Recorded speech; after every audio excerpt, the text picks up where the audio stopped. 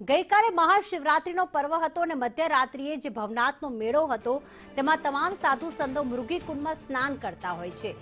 એવામાં કીર્તિ પટેલે પણ મૃગી કુંડમાં સ્નાન કર્યો હતો અને વિવાદ વધુ વકર્યો છે। જૂનાગઢના ધારાસભ્ય સંજય કોરડિયા આ અંગે મેદાનમાં આવ્યા।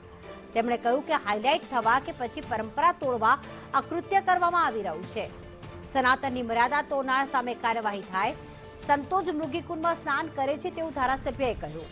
સાથે એવું પણ કહ્યું કે પવિત્રતા અને કુંડની મર્યાદા હોવી જ જોઈએ।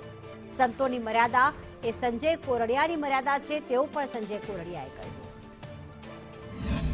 ભવનાથના મેળામાં કીર્તિ પટેલે જ્યારે સ્નાન કર્યું છે તેવા સંજોગોમાં વિરોધનો વંટોળ ઉભો થયો છે। જૂનાગઢ એમએલએ સંજયભાઈ કોરડિયા છે, તેમની સાથે વાત કરીશું। સંજયભાઈ, કીર્તિ પટેલ નામની આ મહિલા કુંડની અંદર સ્નાન કરે છે, મૃગી કુંડમાં સ્નાન કરે છે, સંતો વિરોધ કરી રહ્યા છે।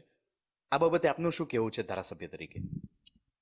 જનરલી સંતોના વેશમાં કોઈ લોકો આવી જતા હોય તો એટલા બધા ભીડ હોય, એટલા બધા સંતો હોય તો આપણે ખ્યાલ પણ ન આવતો હોય કે કોણ વ્યક્તિ છે। અને આ રીતે તંત્રને સૂચના પણ આપવામાં આવી છે કે આવો બનાવ બન્યો તો એની તપાસ કરી અને જે પણ યોગ્ય કાર્યવાહી થતી હોય તો એ થવી જોઈએ, કારણ કે આ સંતોનો મેળો છે, એ સંતોની પરંપરા છે અને સંતો જ મૃગીકુંડની અંદર સ્નાન કરતા હોય છે।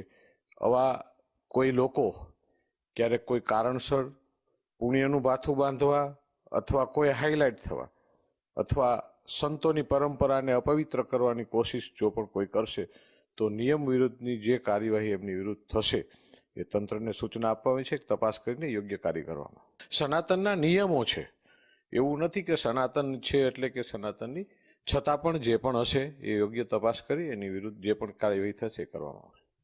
આભાર સંજયભાઈ વાત કરવા બદલ। તો ધારાસભ્ય સંજયભાઈ કોરડિયા જેણે સંદેશ ન્યૂઝ સાથે વાત કરી, જો યોગ્ય કાર્યવાહી કરવી જરૂર જણાતી હશે તો બિલકુલ કાર્યવાહી કરવામાં આવશે, તેમ તંત્રને પણ સૂચના તેમના દ્વારા આપવામાં આવી છે।